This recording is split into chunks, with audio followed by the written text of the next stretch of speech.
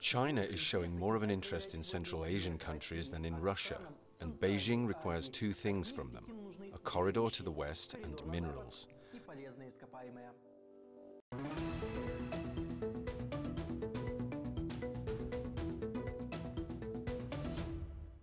For China, Kazakhstan has become the gateway to the continent. In 2018, China invested $1.5 billion in its neighbor. However, China is still not the main investor in Kazakhstan, a niche occupied by the Netherlands and America. China is building railways and logistics centers in Kazakhstan. Beijing sends two-thirds of its goods to Europe through the Khorgos Cross-Border Cooperation Center, but China invests almost 90% of its funds not in Kazakh roads, but Kazakh oil. Today, Beijing controls one-third of the oil production in Kazakhstan. In Kyrgyzstan, Chinese firms have built 2 refineries and are currently building roads. They also control 4 of the 6 largest gold deposits.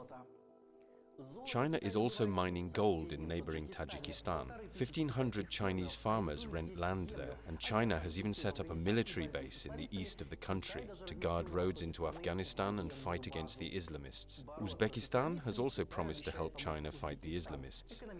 China's economic presence in the country is still minor, but Beijing plans to develop internet communications and build automobile, cement and textile factories there. Turkmenistan has become one of the countries most dependent on China. After the Central Asia-China gas pipeline was launched in 2009, Dushanbe began selling its gas to Chinese companies rather than Gazprom. Today, about two-thirds of Turkmen gas goes to China, accounting for a quarter of the country's GDP. Although China is yet to become the main investor in the region, it is already the main lender. Beijing offers low-interest loans on the proviso that Chinese equipment, materials or labor be bought in return. Kyrgyzstan's debt to China is worrying. It amounts to a third of its GDP.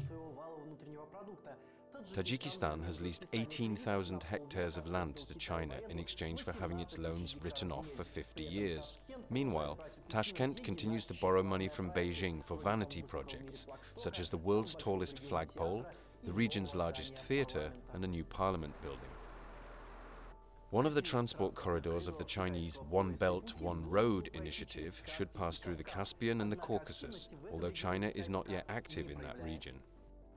Georgia signed a free trade agreement with China, hoping to attract goods and investments. The newly built Baku-Tbilisi-Kars road should also become part of the Belt and Road. The Georgian port of Anaklia has signed agreements concerning Chinese cargo deliveries via the Azeri and Kazakh ports of Baku and Kuryk. The trade turnover is not increasing, however, and the half-empty Tbilisi Sea Plaza Trade Center remains China's largest investment in Georgia. China has given Azerbaijan money for the construction of the Trans-Anatolian gas pipeline, which supplies Caspian gas to Europe, bypassing Russia. China is also financing the construction of Alat port near the capital Baku, and Chinese companies are investing heavily in Azerbaijan's traditional commodities of oil and gas. While China was helping Azerbaijan diversify its gas sales, it also helped Armenia diversify its weapons procurement. Armenia was the first country in the post-Soviet region to buy complex weapons systems from China, such as AR-1A multiple rocket launchers. Cooperation in other areas has been weak, and the largest investment so far has been in a mineral water plant. But Eastern Europe retains a key role in China's strategy, since China regards the region as the gateway to the EU market. China's fascination does not extend to all countries, however. Moldova is of marginal interest to Beijing, which only plans to finance the building of 300 kilometers of roads.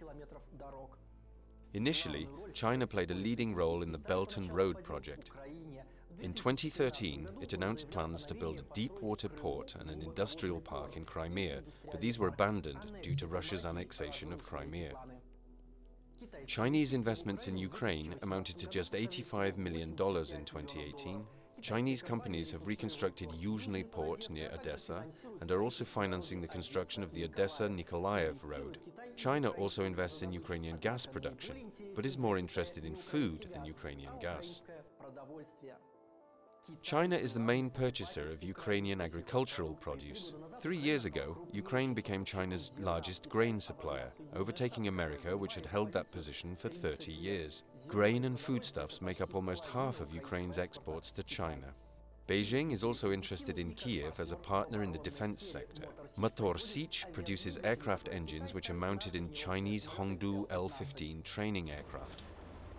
Belarus is a window to Europe for Beijing. 3 of the 4 trains connecting China with the EU pass through it and run 10 times more frequently than 4 years ago.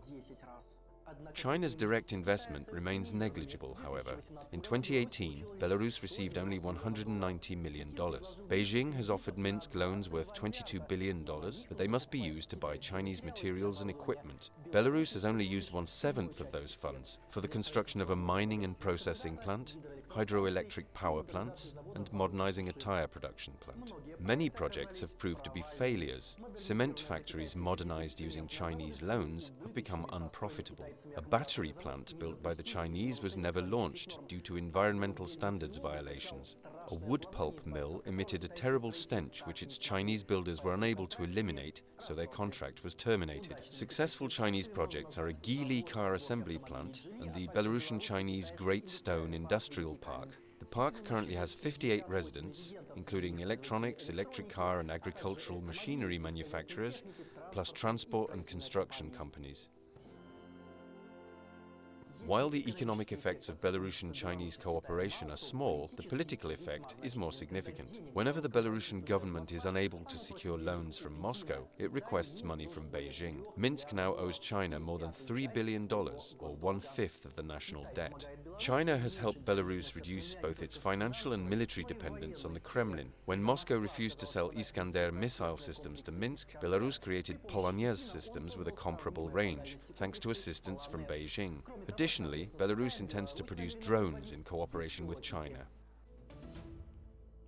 China's desired goals in the post-Soviet region are simple: to raise its political influence, to acquire a corridor to the west, and to gain necessary resources, foodstuffs, metals, oil and gas. The Chinese authorities have dubbed their westward advance the creation of the new Silk Road.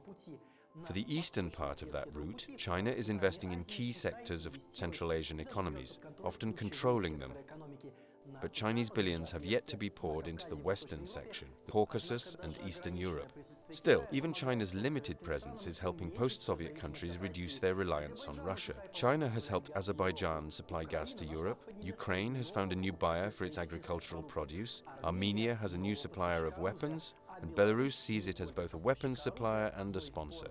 Slowly but surely, China is building economic, political, and even military ties with the countries that Russia calls its near abroad. But Beijing will not be asking for the Kremlin's permission to expand.